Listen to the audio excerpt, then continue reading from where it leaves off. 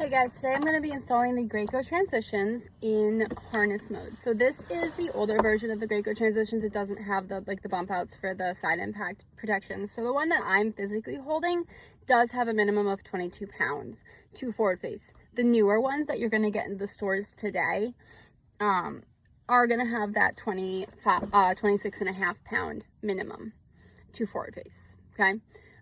They also have a limit or a minimum of 26.5 pounds, minimum of 1 year old. We know that children are safer till 2 rear facing, and also they must be able to sit unassisted to use this car seat. So those are some minimums.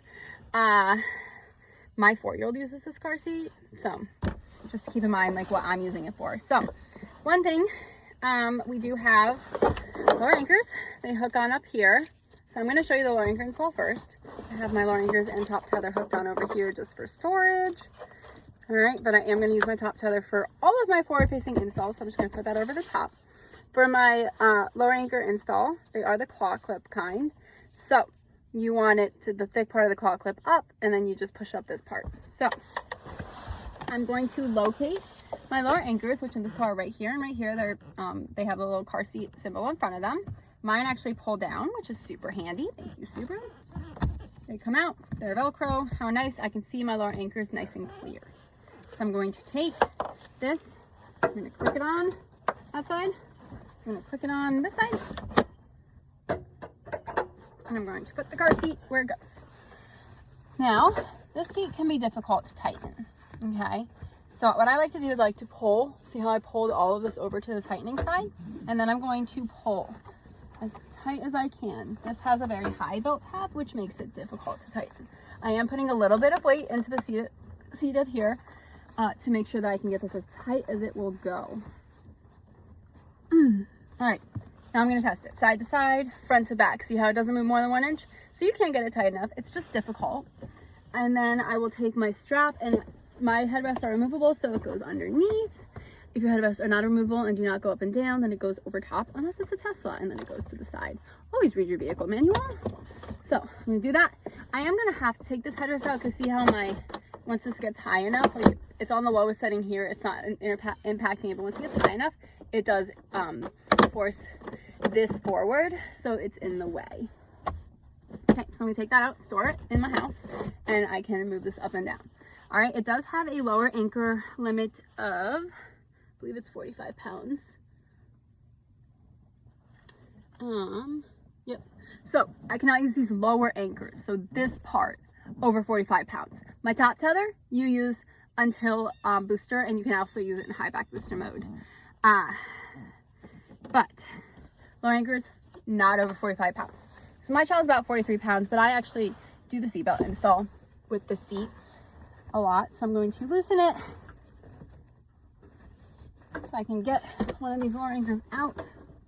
I very much dislike the claw clip lower anchors because they're very difficult to get out. So I loosened it enough to get it out. Now what I'm going to do is I'm going to loosen it all the way, and I'm going to store them on those little hooks that are right here on both sides. Okay, so I'm also going to undo my top tether so I can show you my seatbelt install. So same thing, if I'm doing a seatbelt install, I am putting it over the top of my car seat. Okay, I'm going to store my lower anchor on this side as well. Just get it out of the way. I can tighten it down now so it's out of my way. Okay, so I'm still using the same belt path that's right here. This car seat does not have any recline, so your back should not be like back like this or anything. You do have to put the back on when you get the car seat, so it needs to be clicked into place, and it should be exactly like a 90-degree angle. That's how you do it. So my seatbelt is going to go through this hole right here. Make sure everything's flat coming across. I am reaching up underneath here, and there's like access down in there to where I can thread the belt, so that's super helpful. And under those lower anchors so they're not interfering at all. There we go, not through them. Okay. And then I'm going to buckle it.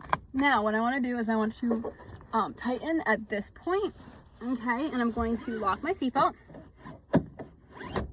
which my seatbelt has the locking, it locks up here. Some seatbelts lock down here, so something to keep in mind. I installed my kids' car seats today in my mother-in-law's van, and she had locking latch plates, and it's a 2007, so something to keep in mind. After 1996, your car has locking mechanisms in the seatbelts for car seats. All right, so side to side, front to back, it's installed. One trick that I was doing while I was doing that is I was pulling up on my shoulder belt and getting as much of my lap belt through my buckle as I could, and then getting it tighter. So that's a good trick for this specific car seat, getting it really tight, because it can be very difficult. And then I'm going to buckle it. So again, 26.5 pounds, at least 1 year, and able to sit unassisted to use this car seat. It is outgrown when they are 49 inches. They are 65 pounds, or they don't have coverage to the tops of their ears, okay? So I'm actually gonna leave this in my car for my child in this position because this is his car seat. So I'm Sarah, I'm a CPSC. I review car seats to help make your car buying process easier, and like and subscribe for more content. I am on Instagram as Tiny Passenger Safety, and I also do checks for Tot Squad, which you can find at Target. Thanks, guys.